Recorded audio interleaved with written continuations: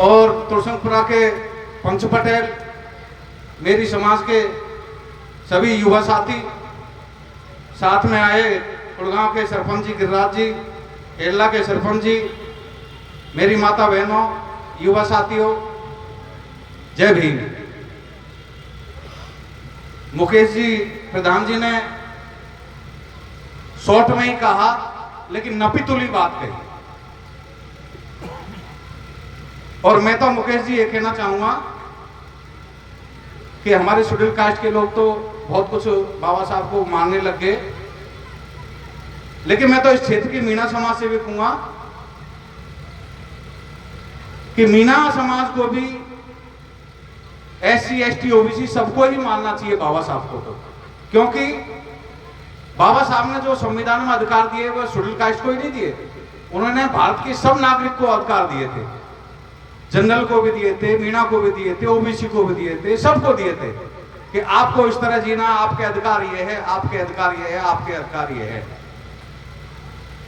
दूसरा, बाबा साहब की मूर्ति लगा दी आपने, इसके लिए मैं तुलसंगपुरा को बहुत बहुत धन्यवाद दूंगा। क्यों कि 15-20-30 घर की बस्ती है, छोटा पुरा है, उसके बाद भी आप लोगों ने ये साहस किया, जबकि हमारे कई बड़े बड़े गांव अभी 100-100, 150-150, 250 घर के, उनमें अभी मूर्तियां नहीं लगी, लेकिन चलो धीरे धीरे लगना चालू हो जाएगी।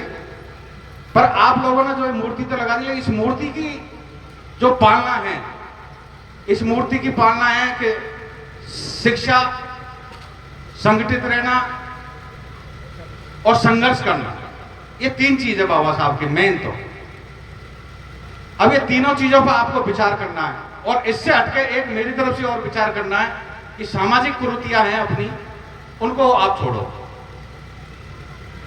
देखो, हम कहीं कहीं जाते हैं जब हमको समाज के लोग भी ताना देते हैं कि यार तेरे गांव में भी तीसरा हो रहा आजकल। तो हमारे मीणा समाज के भाई ने बिल्कुल बंद कर दिया। कहाँ करते हैं ये लोग?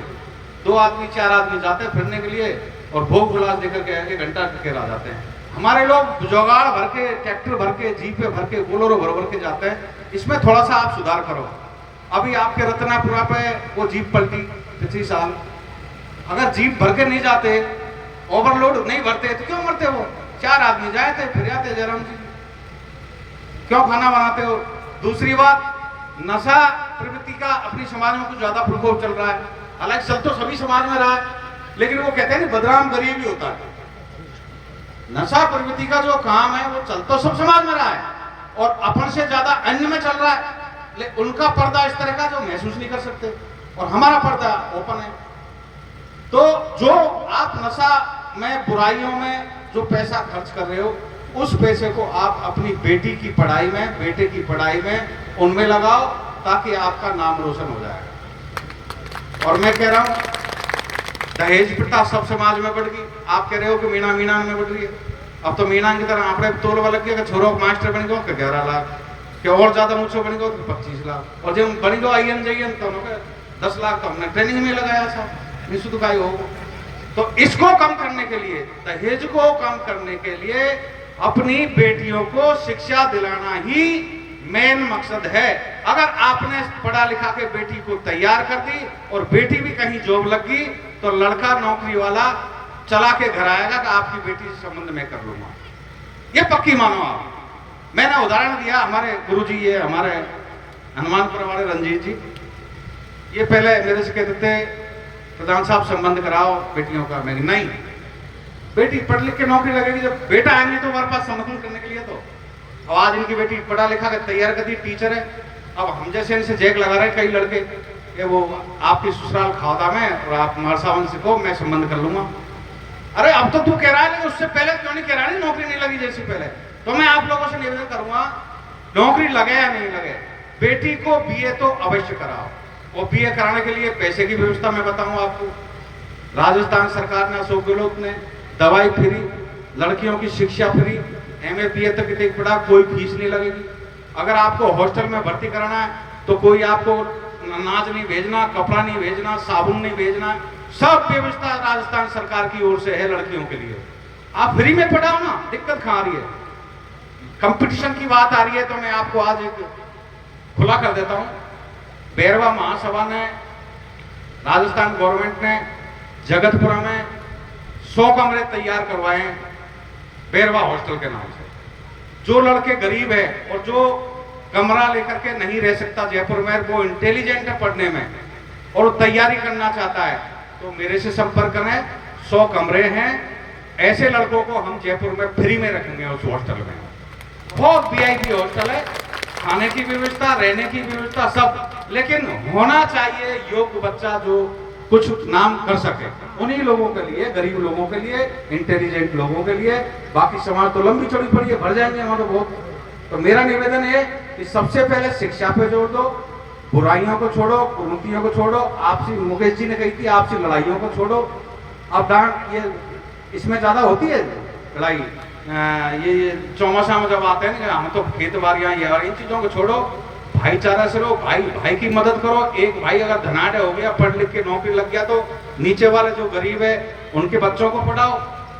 अरे भाई, किसी परिवार, सामूहिक परिवार में किसी भाई ने मजदूरी करके, खेती करके, दिल्ली जा करके एक भाई को मान लो पढ़ा दिया और वो नौकरी लग गया, तो उस भाई का ये धर्म बनता है कि मैं भाई को तो नहीं पढ़ा सकूं, लेकिन भाई के बच्चों को तो मैं पढ़ा सकता हूं ना। जिस भाई ने उसको मजदूरी करके पढ़ाया, तो उसके बच्चे को तो वो नौकरी लगने के बाद पढ़ा सकता है। तो मैं आपसे, कर्मचारियों से, नए लड़के बहुत लग रहे हैं, उनसे निवेदन करूंगा कि आप ऐसी भावना नहीं सोचे कि शादी कर दी और ले गए साथ में, और घरवाली ने कह दी देख बहुत कर्जा हो गया, तो 4 छोरा हुआ कि 4 छोरी है, घर रुपया देवा की जरूरत नहीं है। अबे तुम ये सोचो कि तुमको पढ़ाया जब फांसे लाया होगा वो सामने वाला रुपया। इसलिए जो भी नौकरी लग रहा है नए लड़के, वो अपने परिवार के बच्चों को पढ़ाया लिखाए, रिश्तेदारों की मदद करे, पढ़ने वालों की, तो समाज की मदद करे, अन्य की मदद करे। और मैं, समय भी काफी हो गया, अगर दिन बूढ़ता है और आप प्रमुख साहब को सुनना है। अब प्रधान जी ने अभी एक गेंद बगा दी, बगानी तो यह पाड़ा में चाहिए, लेकिन दूसरा पाड़ा में दे दी इनने के बाद नगर पालिका मांगा तो हम रुपया दे नहीं सका। भाई नगर पालिका में रुपया नहीं दे सके तो मंत्री साहब तो है नहीं हमारे पास, उनके पास तो कोई कभी को नहीं। तो मैं दोनों से ये कह रहा हूँ भाई, अगर हो जाए जब तो तुमसे हो जाए तो तुम दो, यहाँ नहीं हुए तो जोर लगा के आज ही मंत्री जी से अभी बात करके घोषणा करके जाओ, इस बाबा साहब की छाई तो होनी चाहिए और सामधान तो बनना ही चाहिए। ये मेरी आप लोगों से सुनी है और आप लोगों ने मुझे सुना और हमारा स्वागत किया, इसके लिए बहुत बहुत धन्यवाद। अब मैं आगे गुरुजी से कहूँगा कि आप हमारे प्रमुख साहब को बुलाएं। हाँ जी, बहुत बहुत धन्यवाद भाई साहब, जिला प्रमुख महोदय जी, बहुत अच्छी बात बताई साहब ने। एक बेटी पढ़ेगी 7 पीढ़ी करेगी। सभी भाइयों को हमारे